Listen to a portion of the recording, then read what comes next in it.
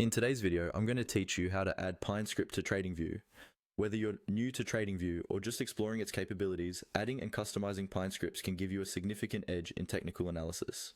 Pine Script is a domain-specific programming language used on TradingView, enabling users to create custom studies and strategies. Let's dive right into the process. First, if you're not already there, head over to the TradingView website and access your account. Once you're logged in, go to the chart section. This is where magic happens, allowing you to view various financial instruments and apply technical analysis. After you're on the chart, locate the bottom panel of TradingView. Here, you'll see several icons. Focus on the small arrow icon pointing downwards. Click on this arrow to expand the panel. This is where you can access various options, including the Pine Editor. With the panel expanded, find and click on the option labeled Pine Editor. This section of TradingView is critical because it allows you to write, edit, and manipulate Pine scripts. If it's your first time here, don't worry, the interface is quite user-friendly and intuitive, making it a great spot to learn and experiment.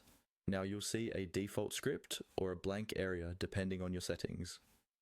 We're going to make a copy of an existing script, which is often a helpful way to start personalizing or creating a new Pine script. To do so, look for another downward arrow within this editor section just next to where the script name might appear. Clicking this arrow brings up additional options related to your script.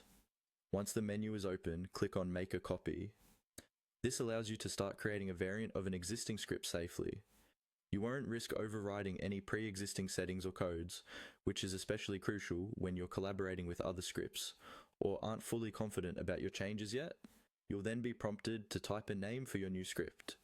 Choose something descriptive that you'll easily recognize later, especially if you're planning on experimenting with multiple scripts. Once you've typed in your script's new name, double check for any typos and make sure it reflects the purpose of your changes. Finally, it's time to save your script. There's a Save button within the Pine Editor interface.